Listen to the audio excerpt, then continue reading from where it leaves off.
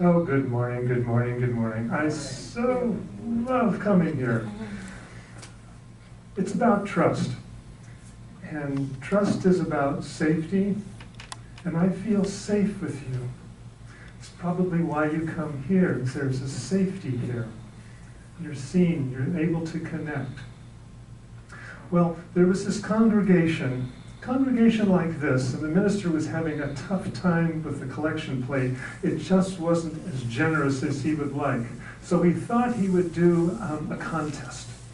So the contest was, if you donated the most that Sunday, you got to pick the 3 hymns for the next service. So, everyone thought that was a great idea. The money came flowing in, and guess who won? Old Margaret won, and she was a frisky old lady. And he called Margaret up because she won. And the minister said, "Margaret, what hymns would you like to pick?" And she said, "I pick him, and him, and him."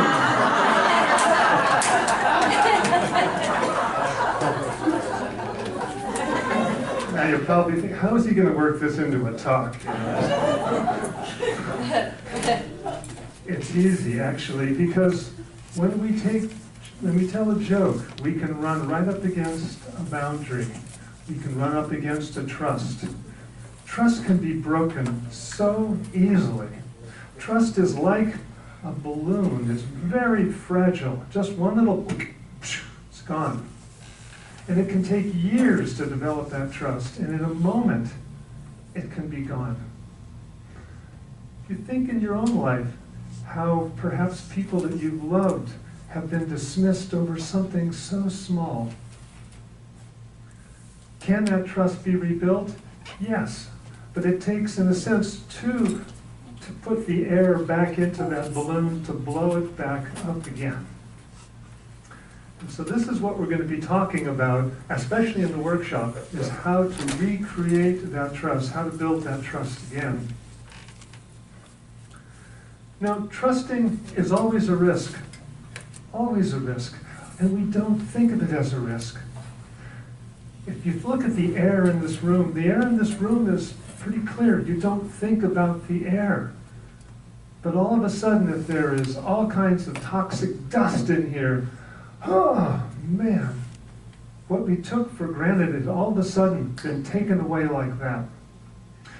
So we take trust for granted, but we also ought to recognize the beauty and the power in trust.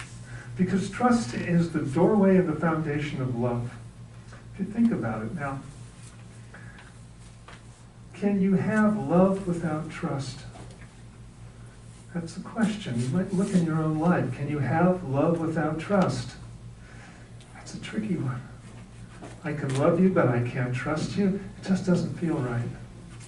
See, if there's trust, trust is that doorway, that's that safety. And when I feel safe, and when I feel comfortable, I can open to you, I can be vulnerable, I can share my life experience with you. And in that way, we can connect. And that's what we're all looking for. And that connection, I'll call another word, would be love. When we actually have that ability to be intimate with one another. And so, in order to have that intimacy, we need to trust the other. And that trust is that sense of safety. Now, it is said that to be trusted is a greater compliment than being loved. It's a greater compliment. I trust you. That means I am safe in your world. I feel safe with you. That's amazing. And it's something that we can give to another, just as we can give love. But this idea of safety is an amazing quality.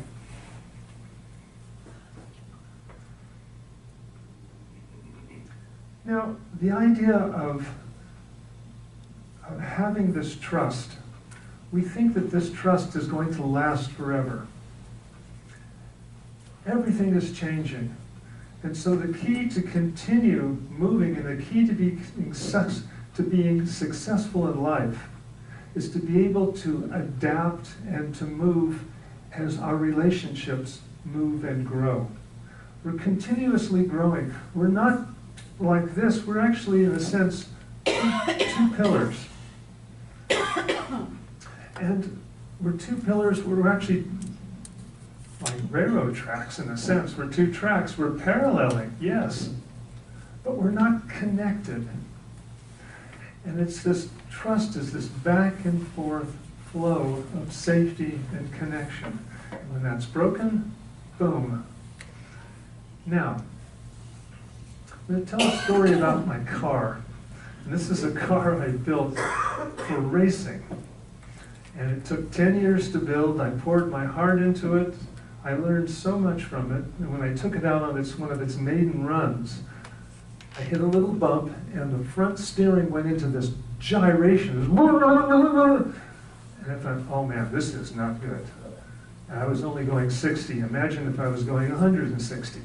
So right there, the trust in all of this relationship for 10 years was severed like this. This thing could kill me. And so I called it Demon. And it had gremlins. It definitely had gremlins. And so for the next year or so, I tried to go after finding the gremlins. What is this gremlin within there? So trust was broken. I'm not talking just about a car now. So in our relationships, that trust was broken, just like that. So how do I rebuild it? I take it apart. I examine it. I take a look at what's going on here. And I think I've got it. I go out again. And everything's fine, and I'm starting to develop a little more trust and a little more trust, but I'm a little bit wary. I'm not going too fast. Boom, it happens again. Okay, so now my trust has been broken. I've been betrayed by Demon twice. Am I ready for a third time? Well, I'll give it one more time. So I try again. And this time I'm even more thorough. And Demon betrays me again. And at that point, I've had it. You know, I realize that this relationship with this demon is not going forward. I'm going to sever it here, and I'm going to take my losses. Because in relationship, there needs to be more fun than danger. You know, there's that risk-reward. So when you're in relationships, is it worth pursuing if there isn't enough coming back, if there isn't enough connection and love and safety coming back? Well, the Demon, there wasn't enough safety. And so I sold it. I sold it. And I also informed the new buyer, look, this thing's got gremlins. It's got a gremlin in the steering. I'm selling it to you for this price. You're going to have to fix it. Don't trust it. Within a month, he calls me back. He says, I found it. Little piece of dirt in the servo, in the steering servo, and he found it. And now it works perfectly. He's racing it, and he has a great time with it. The point being, that relationship for me ended. He picked that relationship up. It was a perfectly good relationship, but it was meant for another person. So as people come and go in our lives, we may be the builder or the developer in that relationship for that period of time, but then there comes a time when we may pass it on for the next evolution of that relationship. You getting this? Okay. So, trust is the glue of relationship. Being able to trust a partner, being able to trust your car to start in the morning. You've probably had that one too. And on top of that, it's trusting yourself is the primary thing. And Ernest Holmes talks about that. Trust in your own self more than all else. And what does that mean, to trust in our own self? Can we trust that intuition? Can we trust our heart? Has our heart deceived us? Where does our mind come into this? And as we just sit here in our chairs, just sitting here quietly, somehow there's a lot of trust going on. We're trusting one another. We're trusting the air. We're trusting gravity. We're trusting so much, but it's outside of our periphery. It's not on our radar. And that's a good thing. But know that when we really start trusting at a deeper, deeper level, we start to trust life itself, life its very self. And what is life but the beloved, but the connection to all? So as we begin to trust, truly trust, we trust right through ourselves into the eternity, into all of it. We actually surrender our separateness and we dive into the whole. It's like the drop of water surrenders itself into the ocean. It's all that one piece, and it happens so quickly. See, we trusted ourselves to be born, in a sense. We trusted ourselves to be a separate self. But is that really true? Is there something greater than that? And can we trust ourselves right into death, or our next yet to be? So it's interesting. In the Western world, we came from nothing, we have a life, and now we're going to heaven. Really? Maybe it's one continuum, ever-changing continuum, that just moves effortlessly. That everything arises in this moment as this moment. Maybe that can be trusted. Good old Luke Skywalker. I love the first Star Wars movie. Remember the last part of the movie where he's in his X-Fighter and he's going and he's got to fire the missile down the porthole and blow up the Death Star and save the world. Right. Well, right in the middle of that exciting part, the finale, he's flying along and his master teacher, Obi-Wan Kenobi, says, "Trust the Force, Luke." Trust the Force. And Luke listens, and he takes away his instruments and just relaxes into all of it. And he simply lets it be. Maybe that's an invitation for all of us, to simply relax into the eternity of all of it and simply let it be. But one of the important things for Luke was he trusted and it worked out, which means he developed trust in his trusting. And that's how we develop trust, is we try something. If it works, great, we continue moving in that direction. And if it doesn't work, we either try it again or we try something different. But we continue trying, and that's what the trust part is all about, is not stopping, is continuing to trust even when it doesn't look like it's going anywhere.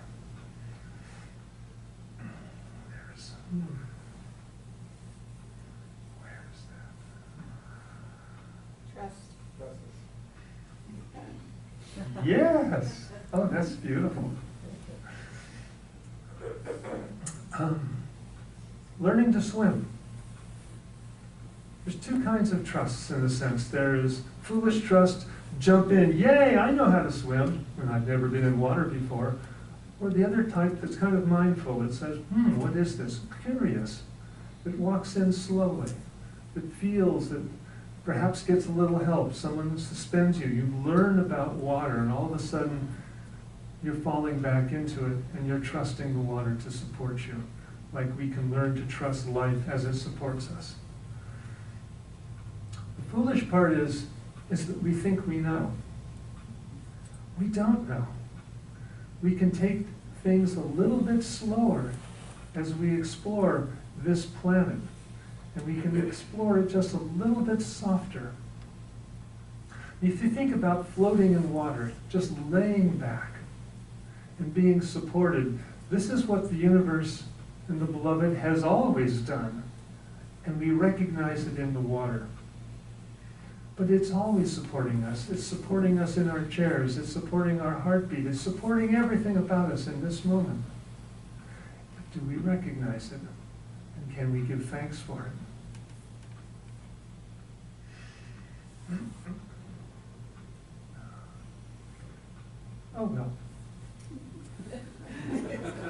There was 2 points that were just, they're in here somewhere. Oh, well. So, coming to the conclusion here, trusting yourself. I mean, there's a couple areas we can trust. It's yourself, trusting the other, and trusting eternity, life, and all of that. It looks like there's 3 levels, there's 3 areas, but actually it's just one. Trusting yourself, because when you trust yourself and the intuition within, the guidance within, the God within, whatever you like to call it, when that is trusted and there's a trustworthiness there, everything else takes care of itself. You're guided and directed. So the first thing is trusting yourself. Everything else falls into place. And lastly, I want to say that, well, let's just read a poem here. Good old Hafiz.